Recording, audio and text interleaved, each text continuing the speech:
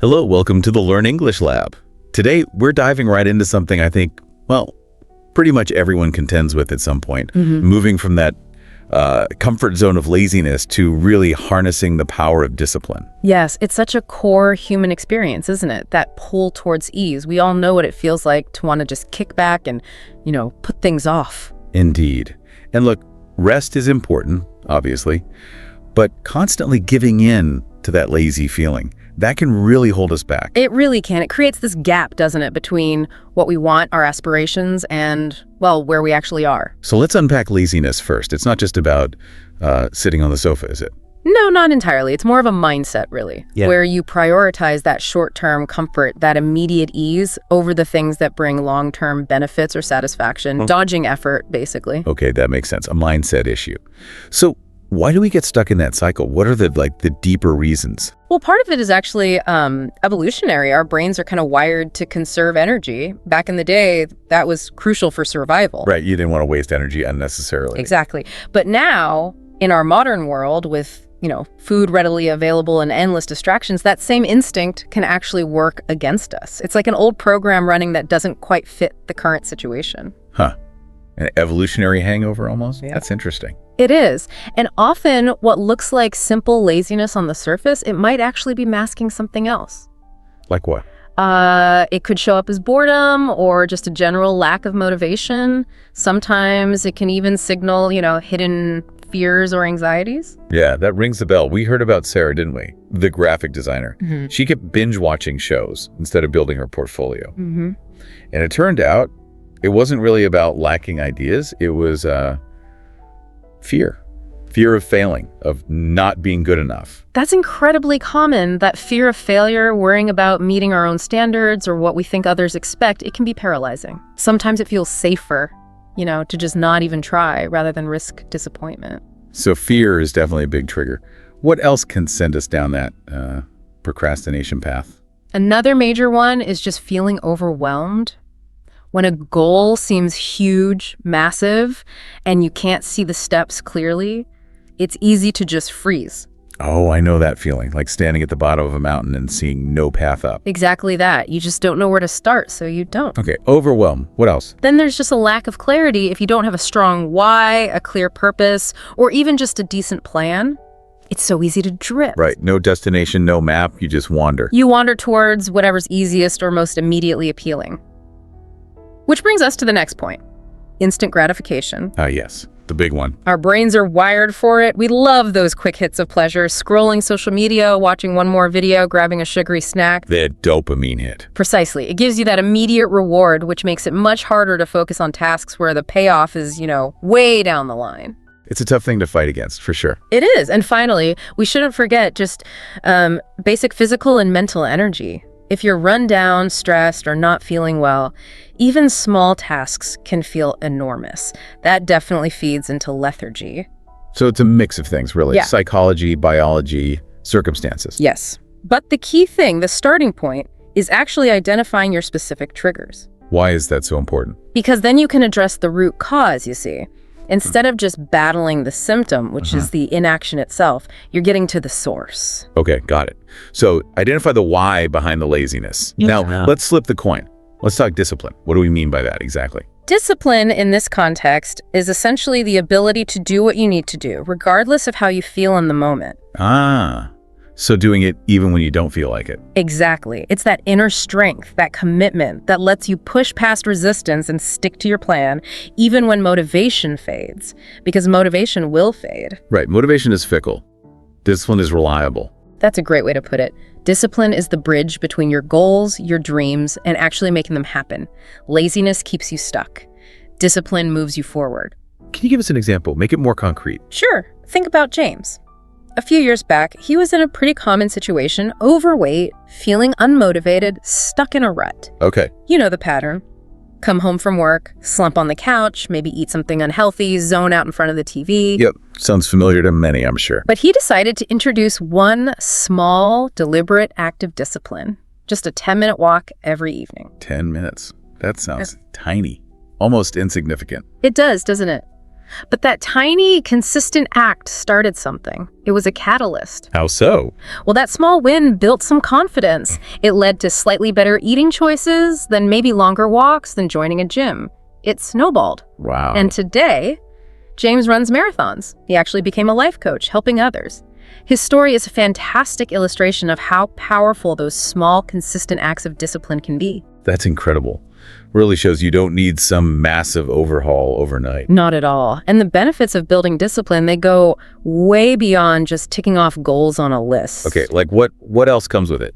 Well, you mentioned confidence earlier. That's huge. Every time you keep a promise to yourself, you build self-belief. You prove you're capable. Yeah, I can see that. It builds trust in yourself. Absolutely. And it's surprisingly good for your mental health, too. Yeah. Think about it. Less procrastination means less of that background guilt and stress from knowing you should be doing something.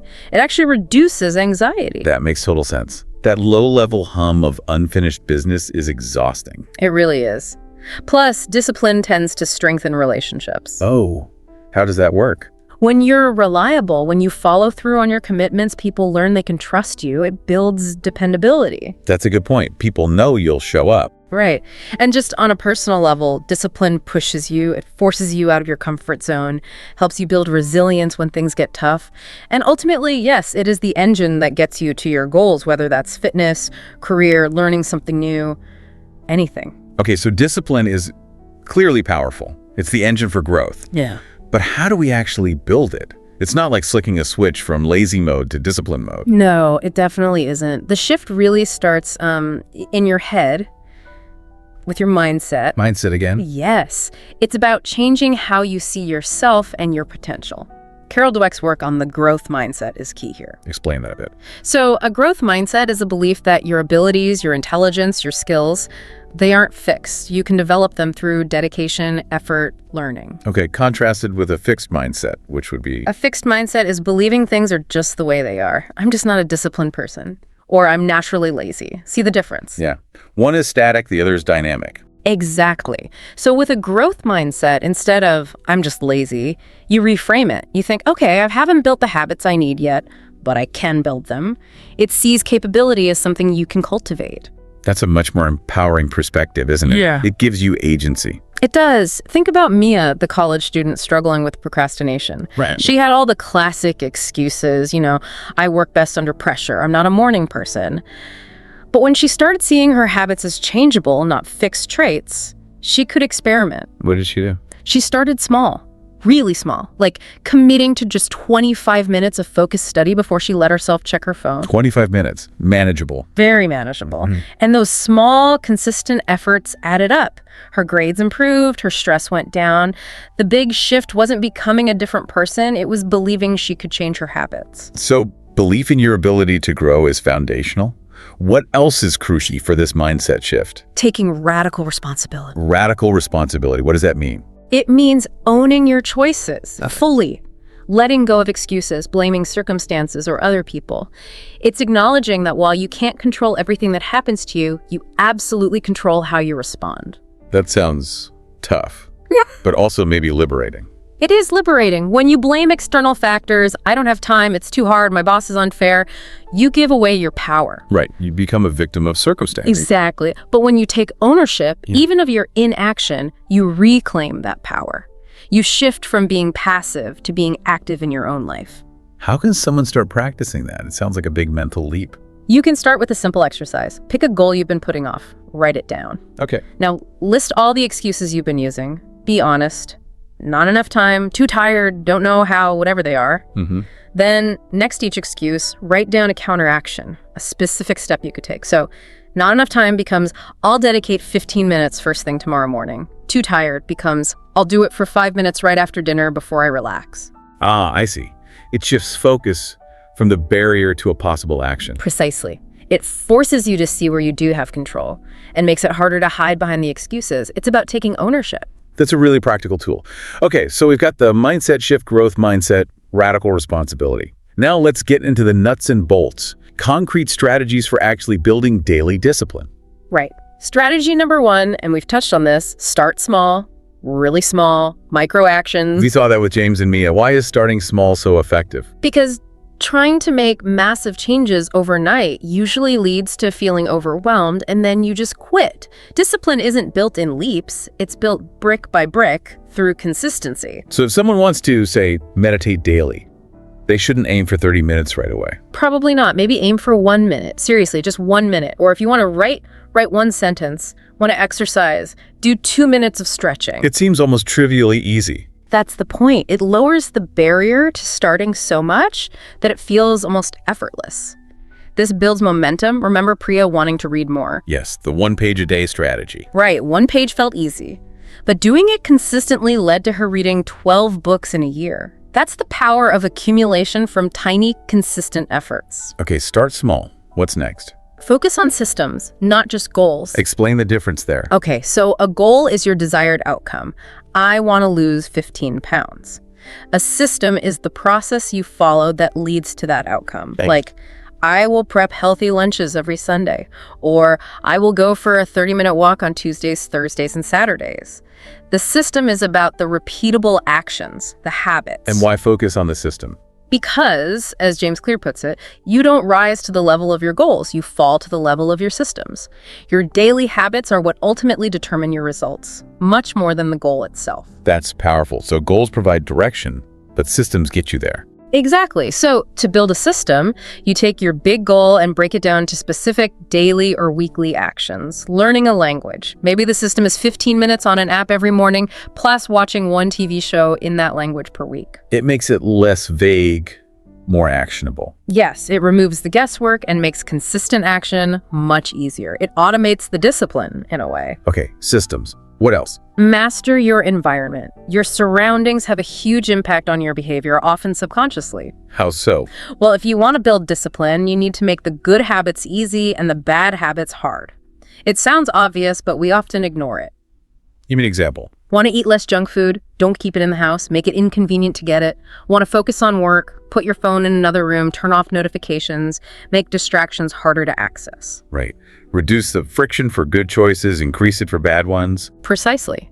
Remember Sarah, the designer. She set up a specific workspace, free from distractions, maybe put on some instrumental music. She intentionally shaped her environment to support her goal of focusing on her portfolio. So you're engineering your surroundings for success. You are, and linked to that is understanding the power of habits themselves. Charles Duhigg's model is great here. The cue routine reward loop. Cue, routine, reward. Break that down. Okay, so every habit has a trigger, a cue. That leads to the action, the routine, and that routine delivers some kind of reward. To build a new disciplined habit, you need to consciously design this loop. How would someone do that? Let's take Mia again. She wanted to study consistently. Her cue was finishing her morning coffee. The routine was studying for her set 25 minutes. The reward was allowing herself a short break on social media. So she linked the new desired routine to an existing cue and gave herself a payoff. Exactly. Over time, that loop becomes automatic. Her brain started associating coffee with studying and the subsequent reward. That makes sense. Using existing patterns to build new ones. Yes. And one final strategy, which is maybe the most important for long-term success. Practice self-compassion. Self-compassion. How does that fit with discipline? Seems almost opposite. It's crucial because you will slip up. Everyone does. You'll miss a day. You'll fall back into an old habit. Discipline isn't about perfection. So what happens when you slip up? The natural tendency is often to beat yourself up or, oh, I'm useless. I failed again. But that self-criticism is actually counterproductive. It often leads to more discouragement and giving up entirely. So what's the self-compassionate approach? It's acknowledging the slip-up without judgment. Okay, I missed my walk today. Learn from it if you can. Why did it happen? And then simply recommit. Start again tomorrow or even right now. Like Priya, who missed reading for a week but just started again. Exactly. She didn't spiral into, I've ruined everything. She just said essentially, okay, that happened. Back on track. That kindness to yourself is vital for resilience and sticking with it long term. Right. It's about progress, not perfection. Beating yourself up doesn't help you get back up. Not at all. It usually just keeps you down. Okay, these strategies are really helpful. Mindset shifts, starting small, systems, environment, habits, self-compassion. But even with these, people hit roadblocks, right? What are some common ones, and how do you push through? Procrastination obviously is a huge one. That immediate pull of I'll do it later. The classic enemy. Any tricks for that? One technique I like is Mel Robbins' 5-second rule. The moment you feel yourself hesitate or wanting to put something off, you count down. 5, 4, 3, 2, 1, G, go. And you physically move to start the task. Just counting down. Yeah, it sounds simplistic, but the idea is it interrupts that pattern of hesitation and overthinking before it takes hold. It forces action. 5, 4, 3, 2, 1, stand up. 5, 4, 3, 2, 1, open the document. Interesting. A little brain hack. Kind of. Another tactic is temptation bundling. Temptation bundling. Yeah, you pair something you want to do with something you need to do but tend to avoid. For example, you only let yourself listen to your favorite podcast while you're cleaning the house or doing exercise. So you link the chore to a treat. Makes the chore more appealing. Exactly. It uses that desire for the enjoyable activity to pull you through the less enjoyable one. Clever. What about that feeling of just being totally overwhelmed by a big goal? That's where breaking it down is absolutely key. We talked about systems, but this is even more granular. If the goal is start a business, that's huge, right? Terrifyingly huge for some. Right. So you break it down into the absolute smallest possible next step. Maybe today's step is just research one potential competitor or brainstorm 3 possible names. So you focus only on the very next tiny, manageable step. Yes. It makes it feel achievable. You're not thinking about the whole mountain, just the next foothold. That builds momentum and reduces the paralysis. Okay. And what about when motivation just disappears? Like, you know you should do it, you have the system, but you just can't find the drive. That's when you really need to lean on discipline, not motivation, and reconnect with your why. Your purpose. Yes. Why did you want to build this discipline in the first place? What's the deeper reason? Is it for your health, your family, your passion, a sense of accomplishment? So remind yourself of the bigger picture. Absolutely. Keep it visible. Maybe it's a vision board, maybe it's journaling about your goals, maybe just a daily reminder on your phone. When the immediate task feels like a slog, connecting it back to that larger purpose can give you the push you need. Discipline carries you when motivation takes a day off. Right. Purpose fuels discipline when feeling flags. Well put. We've heard bits of James's and Sarah's and Mia's stories. Can we just quickly revisit them to really cement this idea of transformation? Definitely. James, starting with that tiny 10-minute walk, right? Going from feeling stuck and unhealthy to running marathons, it just screams consistency and small steps matter. It really does. It wasn't magic. It was persistence. Exactly. And Sarah, the designer, paralyzed by fear. Building the discipline to work on our portfolio even when scared, which then unlocked not just professional success, but also the creativity to write her book. Yeah, her story shows that discipline often has to come before inspiration strikes. You can't wait to feel like it. So true. You act your way into feeling, often. And Mia, the student, her journey wasn't just about getting better grades. Building that study discipline gave her self-respect. Right, proving to herself she could do hard things. Yes. And that confidence then spilled over, leading her to help other students. It shows the ripple effect discipline can have. These are genuinely inspiring. They make it feel possible. Because it is possible. Right. But it's also important to frame discipline correctly for the long haul. It's not a project you finish, it's a lifestyle you adopt. An ongoing practice. Yes, which means you need to sustain it. Part of that is regularly checking in.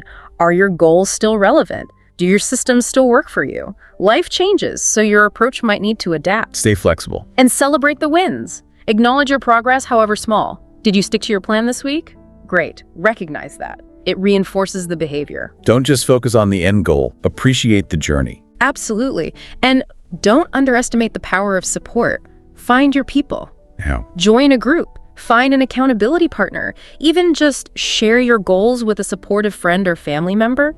Knowing someone else is aware, or even on a similar path, can make a huge difference in staying motivated and accountable. Having that community or connection helps keep you on track. It really does. Finally, build in regular reflection. Maybe once a week, just take 10 minutes to journal. What worked this week? What challenges came up?